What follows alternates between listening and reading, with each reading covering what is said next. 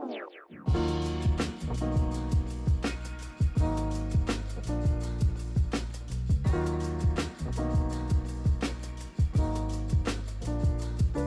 to another episode of GQ Speaks, your go-to platform for insightful conversations, captivating stories, and thought-provoking discussions. GQ is a series of experiences, and we're just making sense of that as we go along. That is what we're doing here, one conversation at a time. So sit back, relax, and let's dive into our episode.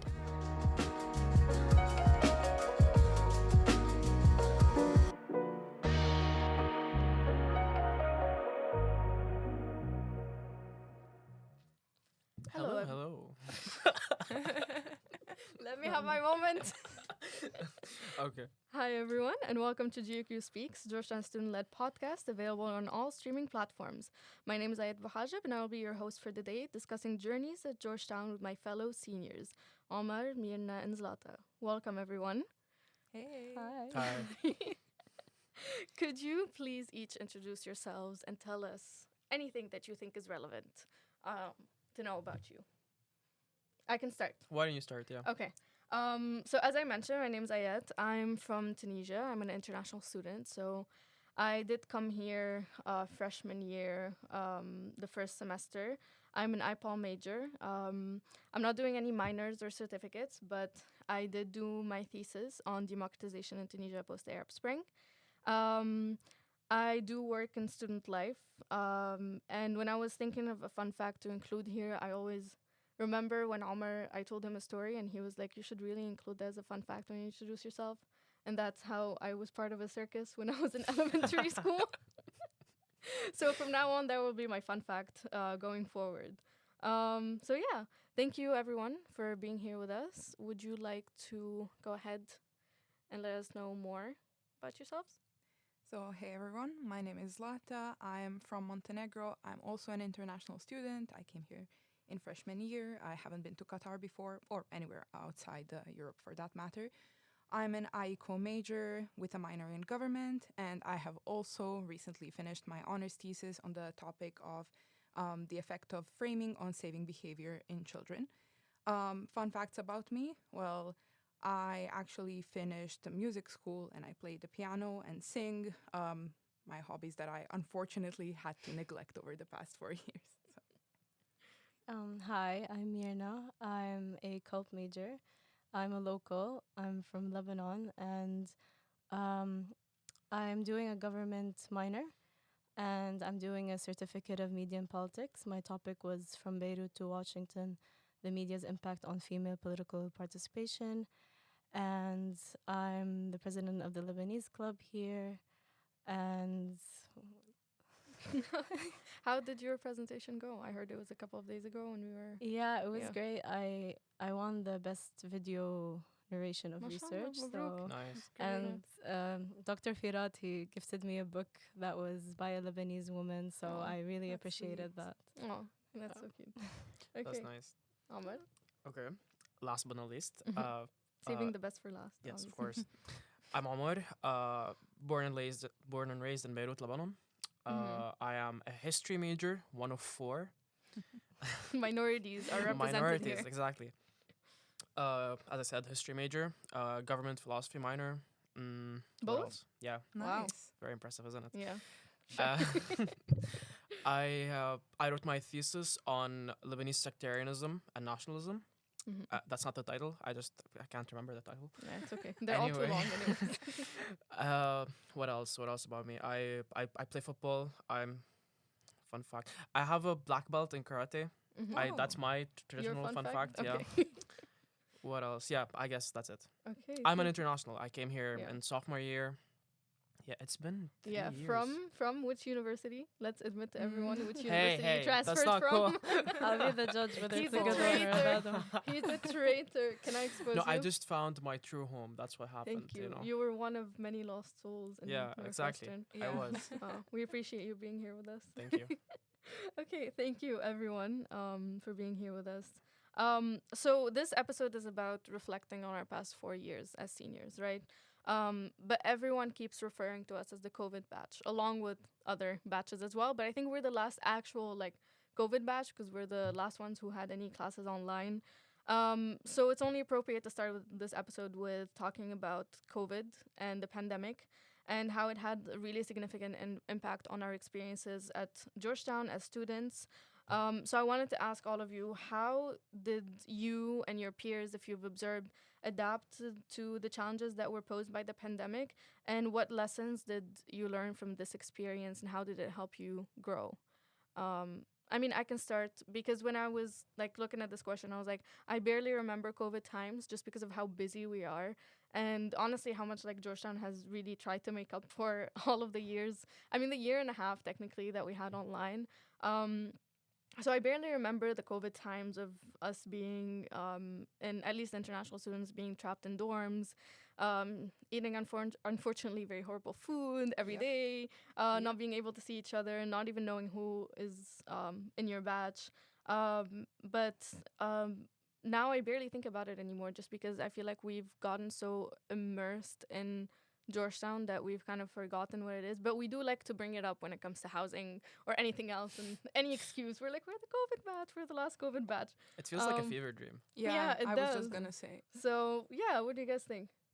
I agree. Honestly, I don't think about it a lot, and it does feel like a fever dream. And I was thinking like the COVID times were actually really nice for me. I got close to a lot of people in the dorms. I have a lot of fun memories from COVID.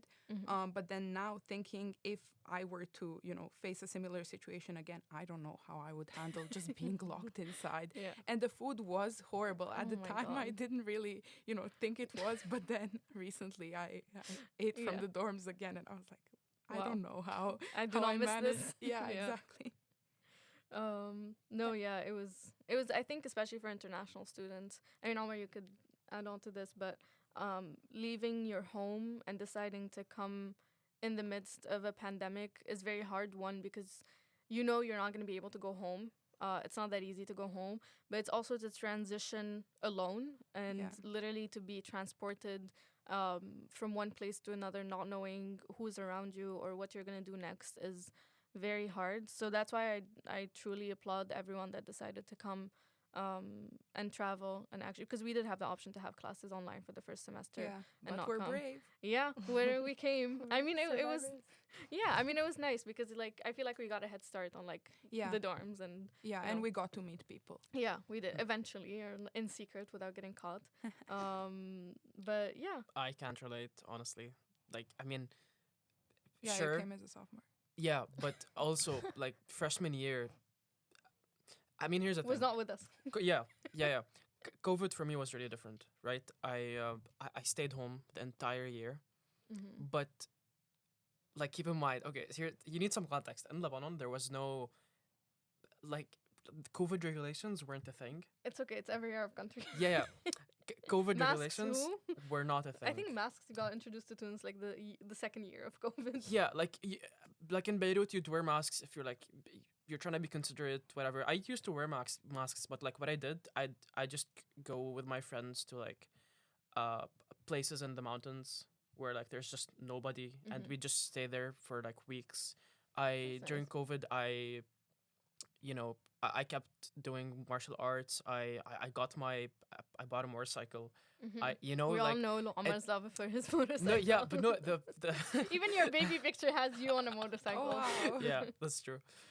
I discovered that picture like 5 I'm so happy because it's days very before. representative Thank of you. That's I so appreciate cute. it. But like the point is, it was not representative of like the COVID experience for our batch, and that's a good thing and a bad thing. Like in one sense, I had so much fun, Yeah. and yeah, all of that. But as you said, like you guys got a head start, and I sort of, it was like I was delaying the University inevitable. experience. Yeah, exactly.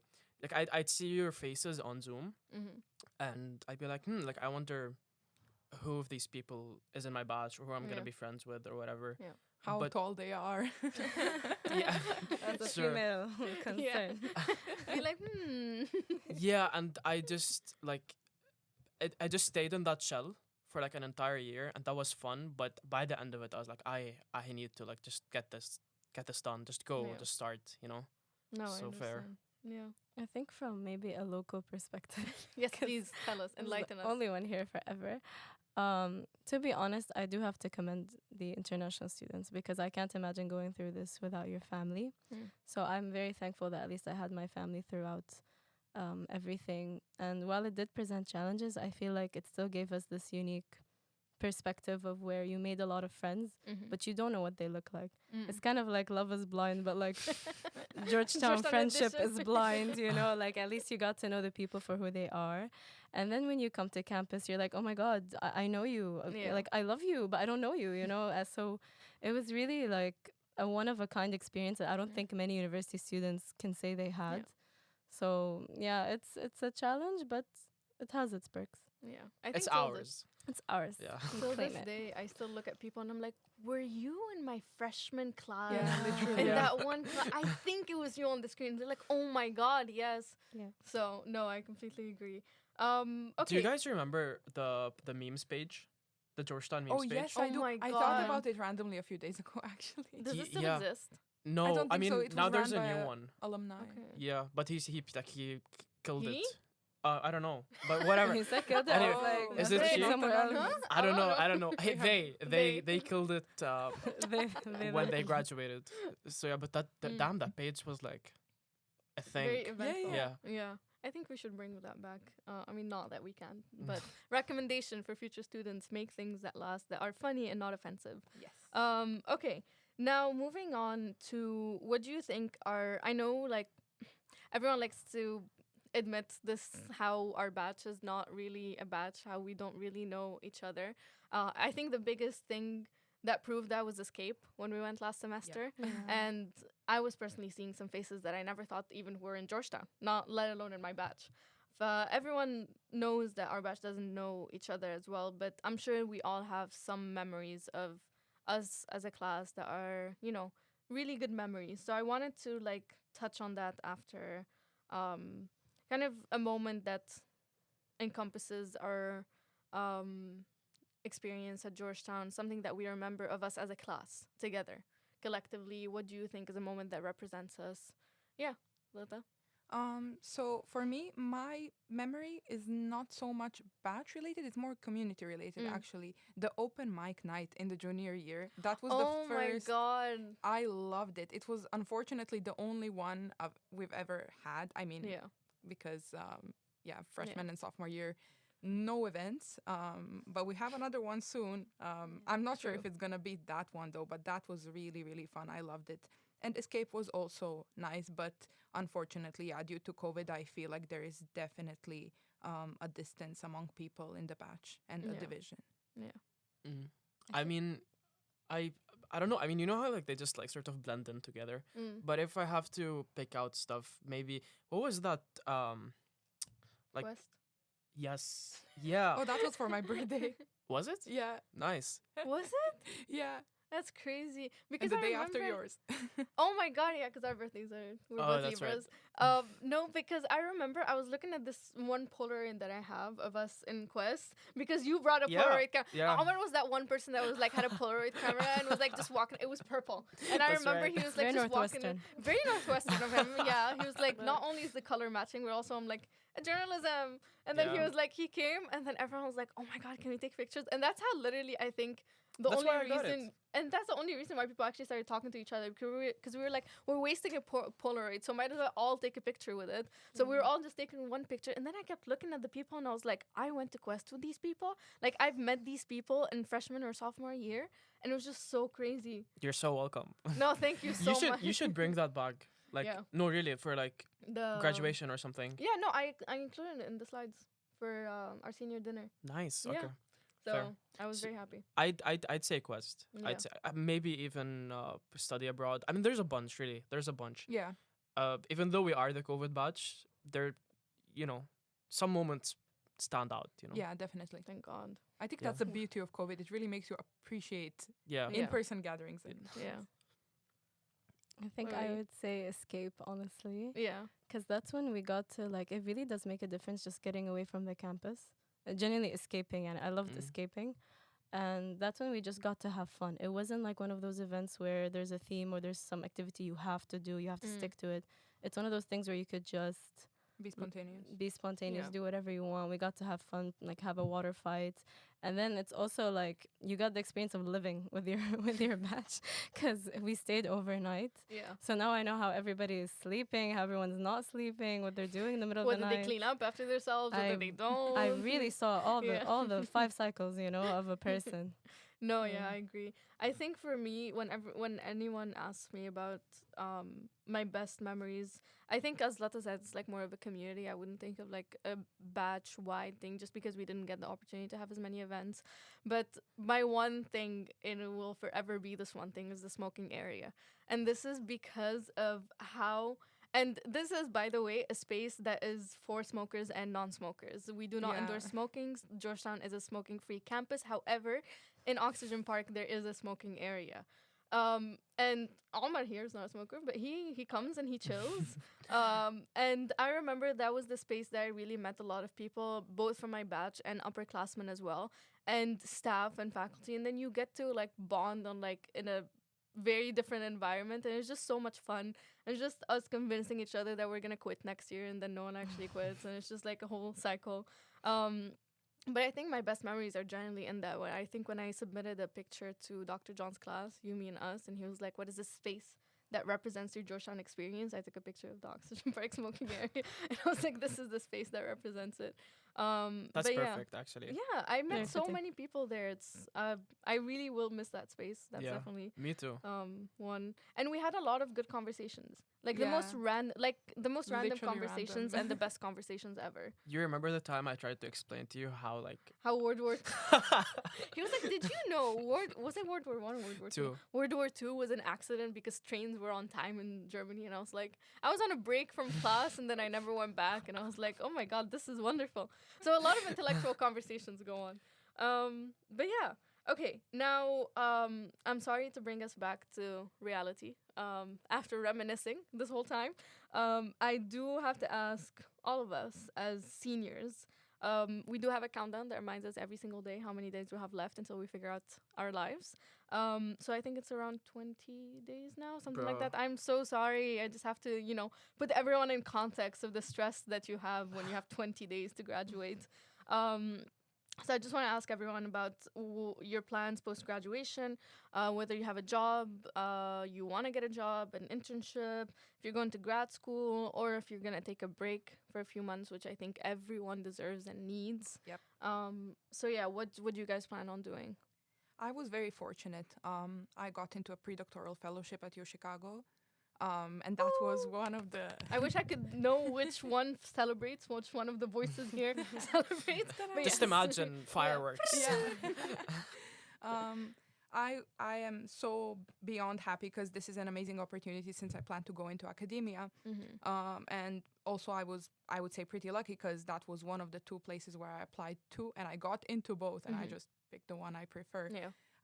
But the downside of this is I'm starting in July, so I don't really have a summer Oh my break. god. And I don't have that break that every single one of us deserves. But I Yeah. mean, I'm beyond excited.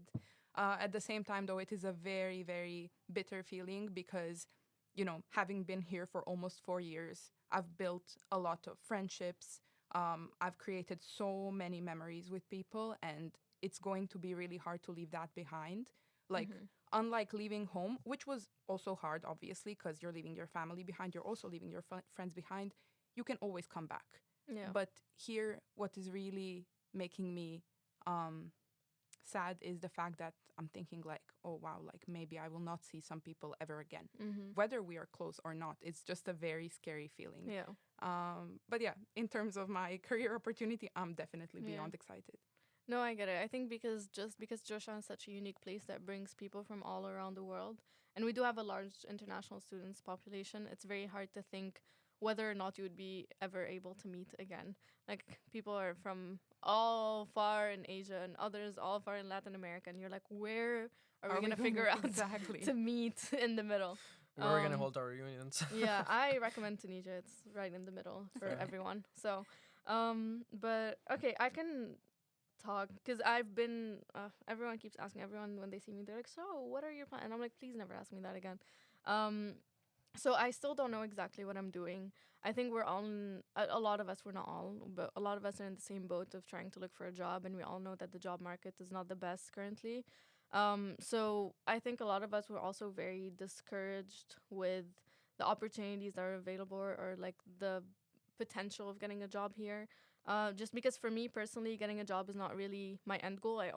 I'm an academic at heart, so I do want to go do my master's and PhD, but I do need to save up to do that. So I needed to get a job here, and I think everyone like comes to Qatar with like this dream of being like, oh, I'm gonna work here, and then I'm gonna save up money, and then I'm gonna go somewhere else. And that is, I think, a big like narrative with a lot of international students, just because of the conception that we have of the Gulf, and it is to an extent true. But then when you have COVID, and then when you have the World Cup, things get harder, and things that you don't expect come along, and then it's like a lot harder to actually do what you came here to plan to do. Um, so yeah, I'm personally still waiting on jobs, still applying. I think I am gonna take a break just because honors literally killed me Drained. I from the feel you. inside out. I feel you. Crushed my soul in a good way, but crushed my soul. So I think I am gonna take a break, go back home, chill out for a little bit. I know our residency is still valid for another year, so there's still a chance to get it together, and hopefully it works out. And yeah, I think at some point you have to accept that there's some uncertainty that comes with it. Yeah. Yeah. But that's kind of exciting though. Oh Don't my you god, think- only to you. No, really, like here's the thing. Like all of us have been through it. I mean, maybe not Meerna, but still, like the international student like leaving home thing. I know it's scary and all of that. Like Please it's give us your words of wisdom. no, I really mean it. I mean, yeah, it's life changing and it's terrifying when you do it. But now that you've done it, you're like 4 years in, Mhm. and I don't know, man. Like, but like the idea of, I'm not certain what I'm gonna be doing after graduation. I have offers, thankfully. Thankfully. I'm very That's good. grateful. I would knock on wood, but the mass would Yeah. tell me about editing. Yeah, just imagine a knock on wood. But yeah, like, even though I'm grateful for that, I am so excited about the fact that I just have no idea what I'm gonna be doing. Mm. Like, not even a year from now, just 3 months from now, or like 5 or 6. Because, I mean, I don't know. I feel like, especially with our degree, like, foreign service and just Talk having. about yours. History. Yeah, no, but fair. Yeah, but it's still, it's a foreign service degree, and you just get like Yeah. We all so get the much same degree at the information end of the about day. the world. Yeah, and same job opportunities too. Yeah, literally. Wow. As Northwestern students as well, by the way. We all have the same job prospects. Yep. Don't tell them that. Anyway, it's just our degree. One of the most underrated perks about it is that you actually get to know so much about the world, and you get Yeah. sort of excited about it. Like I've learned about like, remember maps. I don't know. Like, that's such a stupid example, but remember maps. Yeah. After these 4 years, I genuinely I've developed a curiosity about the Mhm, world, yeah. and I'm an excitement about because I'm an international student. I'm just excited about seeing where I end up. Yeah. So yeah, I guess. understand. I really Yeah. think that's the beauty of GQ. Yeah. To be curious and Yeah. understand more about the world. Yeah. What is our local fellow gonna do? The local perspective. I think I'm on the same page as you, Ayet, honestly, because every time I say, you know what, I want to go to here or there for university, I end up being like so burnt out or stressed out to a point that I feel like I just want to take a break, actually. So Yeah. I think I might end up doing that, honestly, because Lebanon? Lebanon, the place I to mean, be. But hopefully it will be safer by then, but yes. that's the hope, Yeah. But my dad doesn't really let me go to Lebanon because of the consistent tragedies. Yeah. But hopefully, I do want to visit. I do want to visit my family. I miss them a Mhm. lot. So I think the plan for the summer really is to just visit my family, relax a bit, and then find my ground. And as for, I think what you said about like the excitement of like the future, not knowing what it holds. Yeah. I think I kind of share that as well. But again, I do come from I feel like a bit more privileged perspective, because I do know I've talked to a lot of international students who say that it's really stressful because if you don't find a job, you can't stay, So Yeah. I Yeah. completely There's nowhere get, for you to live. I completely get it. I feel like for most international students, it's like finding a job is the only option. You Yeah. can't even think about Yeah. Or pursuing leaving. masters Or leaving, yeah. or leaving. You're I mean, there is the option of HBKU masters, which I mean, has some people have gone for it before. But I think for most people, it has been mostly like a placeholder until until we figure out what we're doing. But yeah, no, it is very stressful because unless you have a local friend who's willing to house you in case A you're really good friend. homeless, yeah, a really really good friend who's willing to have you over, it is a lot more stressful. But yeah, I mean, Have you guys experienced like this? I don't know what your plans are specifically, but one thing I've had regarding this is that because I have like I want to take a break and I also want to choose one of these offers and I Mhm. want to go back home and I want to do it. Have you guys been like trying to push all of these ideas into like a very limited summer, very short summer? I mean, yeah. I Yeah. mean, if I had the if I had the many options to think about, I think I would. But also, it's trying to think about how to do everything, but also make sure that you. Because I don't know, I'm personally a workaholic, so I don't know how I would transition from having A busy busted my schedule. ass Yeah. the past like year to go and to be like, oh, I'm just gonna chill. Especially when you don't know what you're gonna do after the chilling. That's I think the biggest problem. I wish I had as much peace of mind as Omar does and Same. excitement about uncertainty. But maybe that's something that I should learn. But okay, so on that same topic, how do you think you're gonna navigate your life post graduation in terms of expenses and living options? I feel like we've already touched on this, whether Qatar is a temporary option or a second home for you. For me, I feel like at heart it is a second home just Same. because I've lived here for so long and like I feel like when you call your parents back home, you feel like you're living a double life and you're Yeah. like there's so much you don't know about. And that's why I'm honestly so excited. My parents are coming for graduation, so I'm like you're going to get to see this whole world that I've been living in that you Yeah. have no idea about. So it's just very exciting. And in that sense, Qatar is a second home for me. There's so many people here who I consider as family. I'm very fortunate to have found some friends even outside of uni who really feel like family to me. Thank God they're also Tunisian, so the food is always Good. hitting. Um, but yeah, I think for a lot of people, Qatar, just because of the nature of its population, it's a country of expats. To a lot of people, it's like a stepping stone. And I think for me, it is the case. I would love to settle here at some point just because of how safe it is. And I think you get to appreciate how safe it is when you Agree. either go abroad and when you go back home for the summer and you have to remind yourself not to leave your purse open or hanging around when you're walking. So it's definitely like you start appreciating how comfortable the life is here, but you have to understand that it comes with paying a lot, which like both sacrificing physically and emotionally and mentally and in work. So I think not for the long term. I would want to go somewhere else and experience life outside of Qatar just for a little bit because I do believe that Qatar is a big bubble. And I mean, not that no one goes through hardships, but I feel like there's other things for people to experience outside. But yeah, I would love to come back here at some point. Maybe, settle, raise the kids in a safe environment. But I don't know. Completely agree. And like on the note of what you said about comparing like DC and Doha, so I didn't do abroad. My family Me just neither. loves me so much. They can't let me go. Um, but I did go for 1 week and I just realized how local I am there because I would leave my things, for example, the Chick-fil-A Yeah. in Georgetown. I left my things to go get the order. And then my friend was like, what are you doing? Why are you leaving everything? The funniest thing is, by the way, I was born there, but I Yeah. have no connection, you Yeah. know?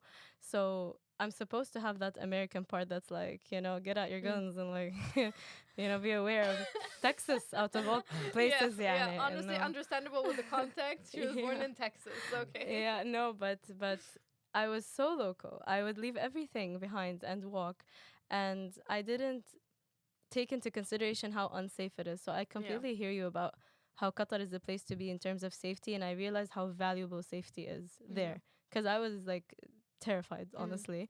And it's crazy because one of the places I was thinking of going to study was America and go back to the roots, Good but luck.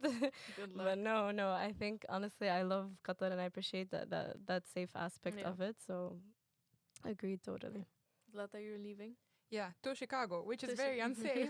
So But hopefully you'll have the opportunity to come back. I would love to. Actually, my plan was to stay here. Mm. It's just that the job market did not offer me a job that I see myself working. And honestly, even though I do not come from a privileged financial situation, at the same time, I would not do something that I do not enjoy. Yeah. So I just decided to look elsewhere. No, that's very fair. Yeah, but I would love to come back because I really like it here. Yeah. I don't know personally. I mean, I appreciate the experiences that I've had in Qatar, but and I would visit. I've as You're you not said, gonna stay here? I don't know. I mean, that's the thing, like I would, even right now, like I'm staying for a short while after graduation, Mm-hmm. and just like you said, I've built up, circles here, a community that I really appreciate, people I love, um, and I don't want to let that go, but at the same time, Qatar is such a bubble, Mm-hmm. Come on, like just a couple weeks in Europe, like earlier this semester, Yeah. just showed me how insanely huge the world is. I spent this with like people from literally around the world, and I got to hear stories from around the world. And there's so much to do, there's so much to see, and we're so young. Yeah. Like no one in this room is older than like what, 23.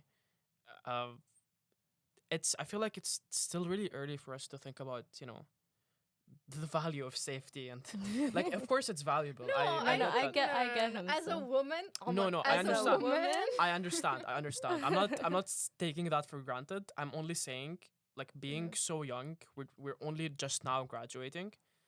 Like, there's so much time to be practical. You yeah. know. No, I so see that because okay, so I was talking about DC. Even with that safety like concern I had, it was still really really fun. And I know like summers in Lebanon are different, so I Yeah. completely get you. Yeah. Like, I love Qatar, but when it comes to like the summers and how Oh much my you could God, do, it doesn't. horrendous. It doesn't Yeah. compare. Unfortunately, Yeah. it doesn't compare. So I get Omar on that perspective because Lebanon is the place to be. Wallah, President, Lebanon is the place to be when Yeah. it comes to you're trying to take a break and have like Oh, a fun 100%. I would love to go to Lebanon. summer Same. experience. I've been Maile. wanting to come to Lebanon. I think Lebanon and Tunis are very similar. We've talked Yeah. about it. Everyone knows that Mm. Lebanese and Tunisians get along. But yeah. Okay, now moving on to, I think this is where we stop talking about ourselves and start giving advice about academic things. Okay, so we all chose our majors in sophomore year, as everyone else did. But I want to know more about the basis of your decision. What were your expectations for your major, and what was the reality? Do you think the job market after graduation? Did you take that into consideration when choosing your major? Did you simply follow your own passion? And then I want to hear more about your thoughts about how a lot of people think that Georgetown is highly theoretical, with a little skills that are gained, that are applicable actually in real life after graduation. So whether you agree with that or not. So maybe start with the major, Yeah. since we have a very diverse table here. Yes. I'll go ahead. So I'm an IECO major, and for me, it was a very sort of obvious choice from the very beginning. I really like problem solving. I just genuinely found economics very interesting. Mm-hmm. So yeah, I chose to follow my heart. And I would advise that to everyone. I know that To do econ or to follow your no, heart? no, sorry, to follow your heart, not to do econ. Precisely because I have met so many, like, this is actually pretty common among freshmen. They're like, oh, but I should, consultants get paid well, so I should probably do Oh my econ, God. right? And I always tell them Consultancy needs to be no. eradicated from this earth. Yes, I agree. But it's like, like, it makes no sense to do something that you do not enjoy. Mm-hmm. So Yeah. just do what you like. And I know so many people who have like graduated culp and they're doing consultancy. So it doesn't matter at the end of the day. But in terms of your major, you should pursue what you like. And then on the side, if you want to pursue a job that is maybe not so related to your Mhm. major, you can do things to compensate Yeah. for that. So yeah, just follow your heart in terms of the major. Yeah. On the same like narrative, I completely agree. And this question is really important because I could have used someone's like advice on that. Yeah. So I actually entered as an econ major, and I loved econ. There was no issues with econ itself. Unpopular Maybe there were. opinion, unpopular opinion. But I No. actually was like I was doing well. I loved econ at that time. But then I realized it's not my passion. It's not what I see. Like before people think about their jobs, you also have to think about. It's not just about getting a job. You Mm. also have to maintain that. Yeah. It's also about Yeah. doing well in that, Yeah. So if you think your heart isn't in it and you don't like it and every day you're like killing yourself to do this Mm. thing, Gonna you're be not going to be miserable. successful. Yeah. you could do rocket science, but do you like it? Can you actually do it? Yeah. You know, so it's not just about selecting what looks good, Mm-hmm. which is why I switched to Culp so quick. And honestly, I found my passion there, and like deeply. I love being a culture and politics major, and I wouldn't change it. And it's truly what spoke to me most. As you can see, I love doing the cultural events and representing culture and even attending other cultural events. I'm very interested in this part. So definitely I found my passion there. And I had something to say, but I forgot. It's okay. It's okay. Whenever you remember, just let us know. Omar? No, we'll leave Omar. We'll leave the best for last, guys. The history. We all want to hear why he chose history. Yes. No, but for me, I always knew I wanted to do political science and international affairs or international relations. And actually, everywhere I applied in university, I was double majoring. And then only Georgetown, it was like a combination of both. So I was like, this is the best of both worlds, and I don't have to take double the amount of classes and credits. So I always knew I wanted to do international politics. I'm very passionate about politics. I was raised in a family of politicians, so I always knew that's what I wanted to do. But then when I got here, to be honest, like I always was like, I'm gonna graduate as an IPOL student. I do not care what happens. I came as an IPOL student. I'm gonna leave as an IPOL student. But honestly, I realized over the years, like when my classes, I'm taking an IPOL class and half of it is Culp and IECO, and I'm like, it really does not really matter. I think the only big difference I think is IECO, because you have calculus, because you have a lot more math related courses. But when it comes to IPOL, Culp, and history, I think they're very integrated. similar. Yeah. A lot of the classes that you take for IPOL count for Culp. A lot of the ones that you take for IHIS count for IPOL. It's like a whole thing. Like, I think they're all very similar. I would recommend in that case, if you're passionate about humanities and about learning in a more holistic way about how economics, politics, and culture and history all feed into each other, then it doesn't really matter what you do. Unless you have a very like keen passion for economics, for example. I think that's definitely the way that you should go. But even with that, then you can take so many classes somewhere else in EC. Like you can cross-register at CMU, take a business class, cross-register at VCU if you have a passion for arts that you want to fulfill, that you can do. That's all very feasible. That's why I would recommend just to go with like your passion. I don't think you should go with what the job market says, because who would have, I never thought a business consultant can be from a background of politics. But they would tell you that it's very important that we have someone that understands politics, especially in the world we live in today. Geopolitics, everything is involved in politics. So I think you shouldn't worry about the job market when picking your major, because it's all about what you do with it, whether like it's the internships that you do, whether it's the work that you do, it's the research. I think that's what really matters, because there's 40 people who are graduating as IPOL. You want to stand out by what you're focused on. And I think a thesis is definitely a way to do that, where you're like, there's this one thing that I'm very interested in that I'm going to research, or a certificate or a minor. That's the way I think to distinguish yourself and actually like carve out your own experience from this major, because it doesn't really matter. We all graduate with the foreign service. Yeah, even sorry. Yeah, no. Because I remembered, and there was something I wanted to add. So Yes, finally we remembered. 3, 2, 1, go. So even in addition to that, the tip I said about how you have to do something you're passionate about, this goes on for even when picking your thesis or picking your CMAP topic. I know many future students might want to pursue these things. If you're not passionate about it, you're going to hate the process, and it's a long one. I mean, you're going to hate uni at some point anyways. You're going to hate uni for sure. That's non-negotiable. But might as well hate it while for doing your topic, something you love. For your interest, choose something that you're really interested in, you won't get bored of. Like, that's a tip I have for those pursuing these type of certificates or theses. And as for the job market, I think one thing I could share was you also can do masters in something completely different. So for example, my aunt, she studied economics at AUB. So this could relate to the economics students here. However, in Lebanon, there weren't much jobs that related to economics. And you can imagine. There's not much jobs at all. You can imagine why.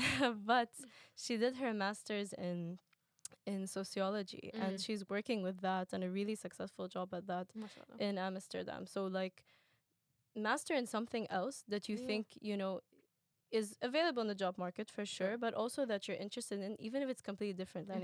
Where are we now? It was economics and then sociology, you know. So it's not the end of the road with whatever bachelor you choose. That is true. And the thing I wanted to say was about the Georgetown skill. You gain a lot of skills. I know people may see that this is a more like a liberal, less STEM like, so sometimes, at least in the Arab culture, we look down.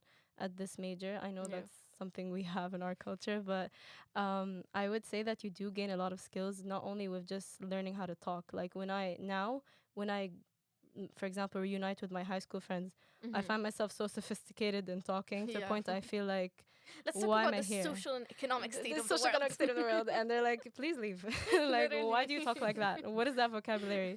You know, what's wrong with you? Like, Yeah. it's like you switch 360, but you Yeah. also you look great in conversations. You Mm. always have something to say. You always know how to add.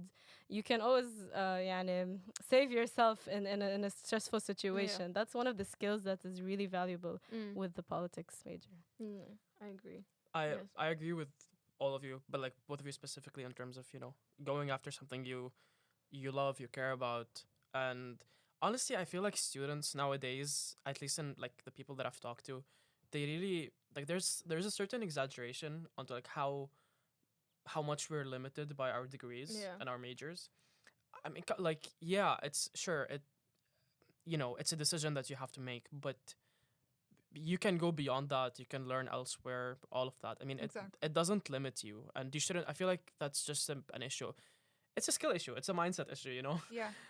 Um, as for me personally, I mean, I chose my major on a whim. I'll have you know, Ayat. I actually was going to be an IPOL major. But then I took a class by one of the history professors, Say who it and is. Walter, Yay. Professor Walter. And after sort of okay, so Maria, our friend, talked me into meeting with Professor Walter. As she and should. Yeah, and I basically she kind of just like talked me into it in like 10 minutes because I was sort of like planning for law school. I still am, and she sort of said that that would be the best major that for that, and I was convinced. But then afterwards, like I realized just how perfect a history major would be for me. Like it was my favorite faculty were the history faculty. I loved their classes. Um, Honestly, I feel like they're the best faculty in Georgetown. I enjoy learning history. My parents are historians, so it just kind of like really made sense. And knowing that the Georgetown degree is going to be the same no matter what, I just went with what I thought I was gonna enjoy the most. So that's the story. Wow. Yeah. I honestly feel like history majors are so underrated.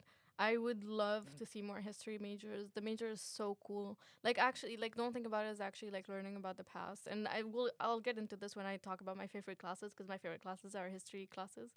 Um, but I do think there's so much that you can do with history. It's so enlightening. We have an amazing history faculty.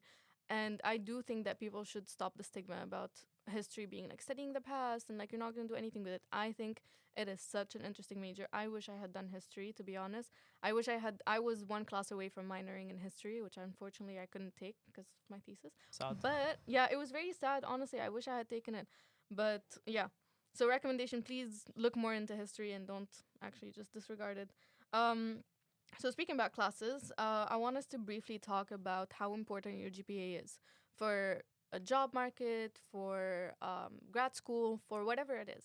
How important do you think the GPA actually is, and what do you think is an acceptable quote unquote GPA for you to have? I think it really depends. For me, it was. Zlata was so quick. She was like, I think for me, actually. For me, it was really important because of my career aspirations. But then for jobs, it also depends on what type of job you intend to pursue. I do know, unfortunately, of some people who are amazing, but did not even get to, for example, the interview stage of consultancy firms because of their GPA. So some firms do look at it a lot, whereas some don't. I would just say, and this is my advice to all undergraduates, just try your best because, you know, when the university is done, and I'm speaking because of my personal case, right? Like I have worked a lot, Yeah. and I have sacrificed a lot. But do I regret not having fun at some points and stuff? Absolutely not, because it all paid off, and I believe that every type of effort pays off. So just do your best. That's it. Yeah. No, I agree. I think for grad school it would count if you're someone who's going into academia, it would count the kind of classes that you take will count, and depending on your major, the grades that you get will count. So that's a decision that you would have to make on your own to be like, am I considering grad school? And Yeah. if I am, then I should be careful with my grades. Now, the job market, I'm going to be completely honest. I know for a lot of people who are considering consulting, a lot of the cutoff is at 3.5. Yeah. So you would have to be careful if that's what you're considering, then you wouldn't even get through the screening process with your GPA. So if you are going to the consulting world, you might have to be, at least this is my experience with most companies, if you have, this is the cutoff for them. So maybe if that's something you're considering, then you should definitely pay attention to it. I don't think there's any acceptable kind of GPA. I think everyone like does their own thing. It depends. I really don't think it's. I mean, if you're an overachiever kid like me, I mean, you would care about it and you would cry. But I don't think it's that deep at the end of the day. You know what Yeah. I mean? Like I'm looking back at it and I'm like, it doesn't really matter what you get it as long as you're above what your standard is for what you want to do in the future. Exactly. Yeah, I don't think it does either. I think it's just about what you want to do and where you want to go. I think in terms of the GPA being a reflection on how much you've learned or how much you've gotten out of Georgetown. I don't think it means anything. Honestly, like I've met and talked to people with GPAs that are like a bit less than you would expect. But they're like measured, they're intelligent, they can have a nuanced conversation about the world, about politics, about whatever. So really, like I don't, and I've seen the opposite. I've seen people with like extremely high GPAs who have, I just don't see them, contributing anything to discussions or. So it's not about it. It doesn't say anything about who you are. I think it's just about if you want to do grad school, if you want to do law school, if you whatever, you just gotta reach the standards that these places have. But otherwise, you're good. Yeah. Okay. Okay. Now, when we talk about our post graduation, we are all gonna be alumni, so we will need to get the cards before graduation, which is gonna feel very real. But I wanted us to reflect on what it means to be an alumnus. Us? I don't know, alumni Yeah. in general. All This of us, word yeah, is alumni. so complicated to put in different genders and groups, but whatever. So what does that mean to you in terms of connection and experience exchanges, and what have alumni shared with you that you feel that you're very grateful for, if you have? I mean, I can start. I've only learned this or appreciated this in the past couple of years when I was like, okay, this is part of a community. You're forever part of a community. And I think it's also due to a lot of the events that we've had of like alumni networking events. And then you would meet all of these people who are doing so well in life and who are willing to offer their advice. But then who also, like, when you see them, just them, they are like, they still remember each other, they're talking with each other, their kids are there. It's like so like heartwarming to see. And I think it's very cute to also feel like you're part of a community forever, no matter what. Because I feel like even like if you go in the outside world, you would recognize another Hoya. I think that sentiment might not be as reinforced here in Qatar as it is in main campus. I think a lot of people don't maybe feel what it means to be a Hoya forever. But I do think that for me, I've had very positive experiences with alumni in the networking events, or like people who just like come in clutch for you whenever even if you're applying to a company that has a Georgetown student, right? They would always push for another Georgetown student to come because they know the things that we can offer. They know the skills that we have. They know the kind of people that we are, the critical thinking skills that we have. So they will push for you. And I really appreciate that. So yeah, that's been my experience. I do think that I really need to like absorb it after a little bit to understand what it really means to be part of this community forever. But yeah. Yeah, that's fair. I mean, I don't know. I have mixed feelings. I hear everything you're saying, and I've had some experiences with alumni that have helped me look for, helped me in the internship search, job search, all of that, and not just that, but just like wisdom about being an adult. Yeah. you know. All of that is valid. I'm very grateful for these people. Even people who have like very recently graduated, they also have their own wisdom and expertise to share, and how to navigate post grad life. All of that is really cool. But honestly, I'm a bit weirded out by the label of being an alumnus. Yeah. I don't really want to be Thank an you for alumnus. conjugating it It's the right way. scary. Yeah, you're welcome. I don't know. It's really weird to me. It feels like, I don't know, getting older. Yeah. Yeah. Okay, we can move on to our last question. I feel like we wanted to end this on a bright note. About after reflecting on all of this, I do want us to talk about our favorite professor and favorite course at Georgetown. We're Doesn't have about to to be fight, related. aren't we? We're not about to fight. No, this is gonna be a very peaceful conversation. You can love Yes. whoever you love. But yeah, who wants to start? Favorite professor and favorite course could be same course, same professor. Like the professor who teaches the course, whatever you want.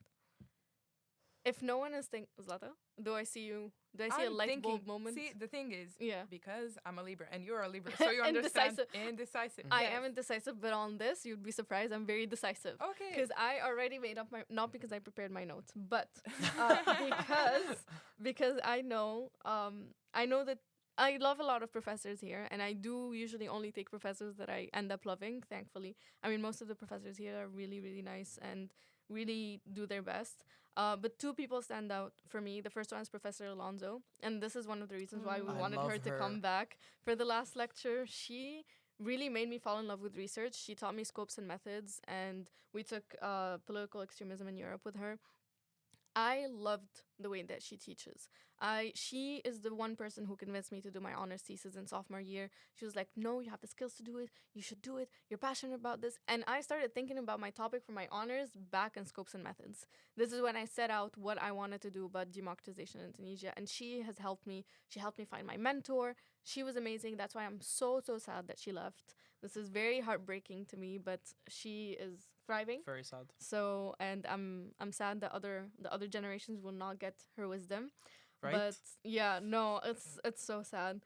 And my second favorite professor is Professor Arian. Of Everyone course. knows this. I love this professor. He is my mentor for my thesis. So again, if you're doing a thesis, I'm an IPOL student. He's a history professor, so it doesn't have to be same professor. It's just that he happened to have written on the Arab Spring. I took 2 classes with him. I fell in love with history, to be honest. After Professor Walter made me fall in love with history, he just like solidified my feeling for history. So I really love the way that he teaches. I think the classes are very enlightening. My favorite class is the Global War on Terror. I'm taking this class. My whole view on life has changed. I don't think I've ever taken a class that has made me reflect on my values and on myself and on the world that we live in as much as that class. I really hope everyone gets the chance to take a class like that because it's so enlightening. It's insanely like puts you in an existential crisis. I think it's one of the classes where you leave with more questions than you had when going in. But it is such an amazing class, and I don't think I will ever be the same person again after taking it. I will never watch a movie Wow. the same. No, genuinely, I No, I will believe you. never. I I will believe you. never watch a movie the same. I will never interpret the document the same. I will never read a reading the same that I did after that class. And I'm so sad I took it on my last semester. But if there's one advice I would give, please take classes that challenge you, but also take Global War on Terror, which short is GWAT. So if you have ever taken Global War on Terror, you know that it's GWAT. And I think we should form a support group for the GWAT For people what? so that we can, talk about existential crises together. Cool. It's very valid. Thank you. As an econ major, I've mostly taken eco professors, Yeah. obviously, and they all have a special place in my heart. Mhm. Professor McCornack, shout out to you. Oh my God, yeah. Professor Manolis, you're also amazing. And of course, my mentor, Professor Ramon, who really, really, really solidified my interest in behavioral economics. Our collaboration for my honors thesis was beyond successful, so I'm really, really happy Yeah. about that. But a professor and a course that was my favorite in Georgetown, I would say is a fan favorite, Professor Jeremy Koons. Oh my God, yeah. Everyone loves him. Yeah. Yes. I He have is one of not- our last lecture professors. Oh my God, that's great. Yeah, everyone loves him. I've genuinely never heard a student say anything bad about him, You and can't. that comes as no surprise. He's really amazing. He's so wise. Yeah, yeah. And I'm so happy he went to escape with us too. But yeah, the course I took with him on happiness and its discontents was amazing. It was a really interesting topic for me, and I just loved every single bit of it. No. What about you guys? I mean, to speak more on Koons, I definitely agree. Like, he's iconic. He is so accepting and approachable, and he makes the class fun. Am I going over time? Wallah, No, not at all. Go ahead. Okay. But for me, I would say all co professors because each one has something different to offer and they're very passionate. That's the thing about CULP, if I'm going to speak at least in the aspect of my major. Everyone is very passionate. Everyone is really fun. The topics are endless. You're not limited to one, curriculum, you could say, or type of knowledge. You can talk about anything and somehow to relate. That's the thing about CULP. You can relate it to anything. So I think all professors, maybe to mention a few, we could talk about Professor Koons, Professor Firat, Professor Shabana, all of them and more, honestly. I think I'm forgetting, but all of them have something great to offer and all of them have guided me greatly. So I recommend their courses, all of them, Yeah. literally. Fair. Last but not least. Last but not least, I mean, besides Koons and Alonso, because I actually love them so much. If I have to, but خلاص, they've been picked. So if I had to pick someone else, I would say professors. Cola, definitely. I would. Your mentor? Yes. No, really. Not that he will ever listen to this episode, but in case he does, he won't. He wouldn't. He would How never. dare he not thank me? He would never. No, but I actually love the man. Yeah. He's an amazing professor. He's so passionate. Yeah. I took a history of international law with him. Yeah. Amazing. He's amazing. Every class, weird niche stories about history and international law, and you're like, all you could think while listening to him is, how does he know that? Yeah. He's that's so well true. read. Yeah. And And he's fun. I love the way he speaks. yes, yes, he He's is. very He passionate. is. Yeah. And he speaks at a speed that my DHG brain really, Yeah. really appreciates. Yeah. Yeah. Same. So definitely Professor Cola. He's so much nicer than people give him credit for. He's really great. And Professor Abu Dahab is all she stands out. She's the reason my passion for being a lawyer was reinvigorated, whatever you want to call it. Yeah. She's I took a public international law class with her and transitional justice, and it was exactly what I needed back then to just reorganize my mind into what I want to do in the future, what kind of impact I would like to have, hopefully. She's the reason I went to the international law competition in Europe this semester. Yeah, John Ficte. Honestly, and that, it really, what's the word? It rebooted my Amen to that. will to be a Really lawyer. rebooted. So shout out to her. She's amazing. Yes. I would go to war for both of these people. No, same. Wow. Same, by the way. No, genuinely. I would take a bullet. No, I would. No. I would go to war. I would definitely. I would go be to a there. Twitter war for these people. I'm off social media, thank God. Yeah, Okay. you should be. Stop, please. Okay, thank you all for being here today. It has been wonderful having you here. I hope if one of the freshmen or sophomores or juniors hear this episode, get some advice out of it. So thank you so much for being here, for giving us some of your very precious time as seniors. To the incoming freshmen and whoever, make the most of it. It's Yeah. 4 Not years. literally. Live yeah. it. Squeeze every second. Join every club, attend every event, Honestly, get And you internships, don't- and make do it yours. everything. Make the experience yours. Amen. But you don't have to get internships as a freshman. Please relax. Please, oh my while you God, can. yeah, you guys need to relax. Yeah. It's not that deep. Like I've maybe been chilling junior until year. I was a junior. Yeah, exactly. junior year, start thinking about Go to a jobs and party or internships. something. Yeah. I don't know. Do something. But have fun. Yes. Yes. Thank you, guys. This was lovely. Yay. Bye. Thank you. Bye.